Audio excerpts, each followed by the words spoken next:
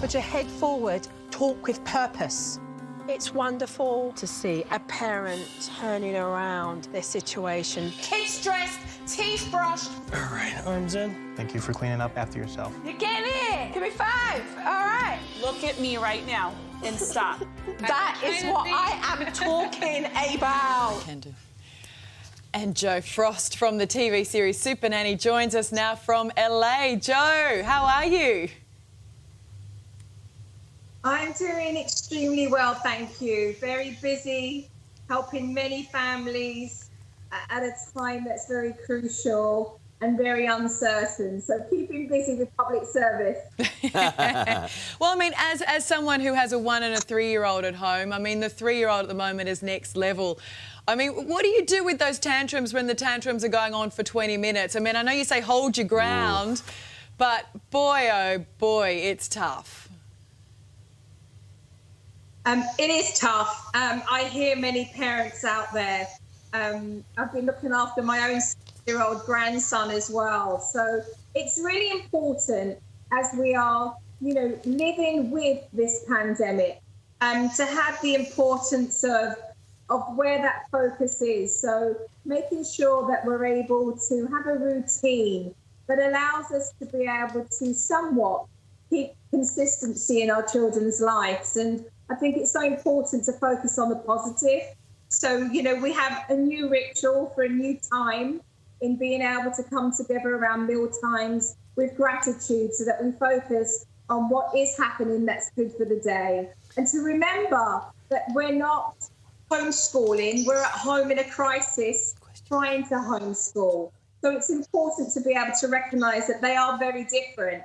And the time that we spend being focused and helping our children get through the academic work that they have is good enough. I want parents not to beat themselves up, but to really recognise that they are doing the best that they can. And what's most important is that we are able as parents to keep our children safe and protected, and to let them know from the conversations that we have that they are very much loved, and that we can emotionally connect with our children and ourselves as a family, and recognise not to minimise this pandemic, but actually there's some very profound moments happening here where we can truly value and prioritise what's important to us as a family. You know, Ali and I have had tremendous arguments over Skype during this pandemic about the validity of the naughty corner. I'm a great proponent and supporter of it.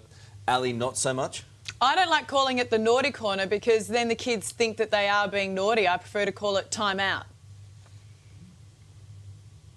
Yeah, well, I mean, you know, in England, you know, if somebody is behaving naughty, which is very separate to a child's personality, who they are, then we call the behaviour naughty.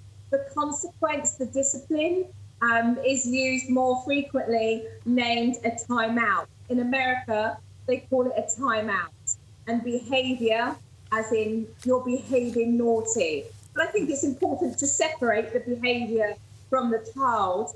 But I do think it's also important as a parent that we recognise that we should teach our children accountability for their behaviour and that there should be consequences. However, I do hope that families are really being conscientious of recognising that behaviour can show itself and manifest itself if children have anxiety and worry, and we are seeing an extreme amount of that, not just with the adults and the parents, with the children as well. Well, it's not. So it's we not have to give a wide berth.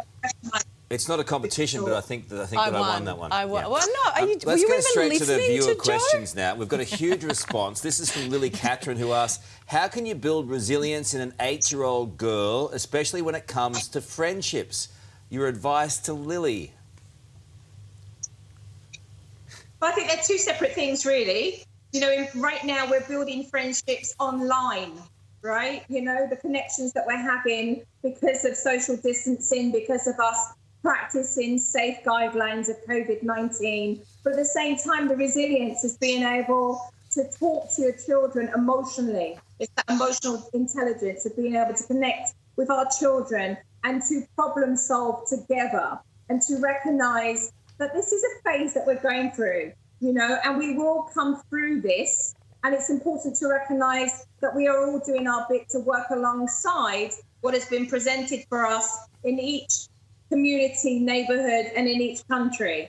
And those guidelines are very different right now, as I'm having correspondence with Australia, London, Canada, the USA. You know, we're seeing different paces of how this pandemic certainly is phasing itself through, and the guidelines that are being stipulated by government and governors around the world. And Jo, this is one that's written in from Lisa Anderson-Fraser, and I think it'll resonate with a lot of parents. She's saying that I'm looking for activities for a 12-year-old girl. She does all the schoolwork that's sent, and I make her read a book for an hour a day, but she's getting bored and has resorted to TV watching. I work all day. Do you have any advice? I think this one, you know, a lot of parents are feeling this.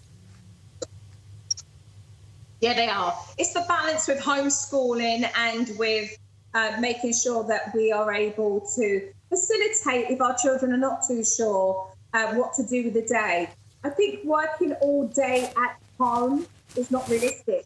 I think we have to be realistic, and a routine supports that frame structure. However, you can go to jofrost.com or on my Twitter, and I do have many fruitful ideas for teenagers and teenagers, the things that they can do online, as well as the importance as a family of us getting out and moving and connecting and going to virtual libraries or doing different types of puzzles or connecting with friends on different subjects that they may be interested in or hobbies. So it's about being really productive and proactive in the measures that we can take together to get your teenagers involved in those activities rather than resulting to the slumber of, oh, I don't know what to do, I'm bored, and then the habitual behaviour of the TV gets switched on. There's always something to do, always something. Well, I've got a few tips for Lisa to give to her 12-year-old, because, I mean, you know, the vacuuming, cleaning the pantry, cleaning the bathrooms, I mean, they're all great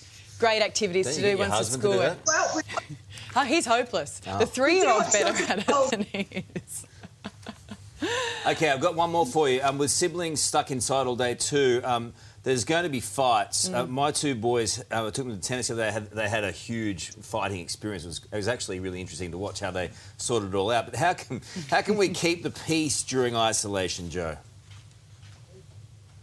I think the bottom line is fights happen, squabbles happen, but we're seeing that more for the amount of time that we have indoors, and we have to create healthy boundaries that allow each individual to have their happy. This includes parents as well. Where do you go for that 20 minutes to have some peace? How do you shift the gear of energy to be able to create a mood? Perhaps if you're sharing a bedroom, you would designate certain time for each child, so they have some alone time as well. It's the respect of a healthy boundary that creates us being in our own bubble to do the things we like, and respecting that there are other people in that space as well. So healthy boundaries is the bottom key to creating more harmony in the house. Jo, when I need a bit of peace and quiet, I put myself in the naughty chair. Oh. Oh. What? I see what you're putting down there. I'm not. That's very privé, isn't it? I'm not confused. Jo, lovely to have you on the show this morning. There's some great advice in there because, you know, when we do have all the kids at home, they can make for very long days. So we really appreciate it. And as you said, you can check out your website for further tips. Thanks, Jo. You clearly have a wild home life. I have Put no yourself idea in the what naughty you're corner. talking. You know you're talking to the nation. I really don't understand it. Where I put the toddler when he's naughty. Oh, OK. I thought it was something more... No!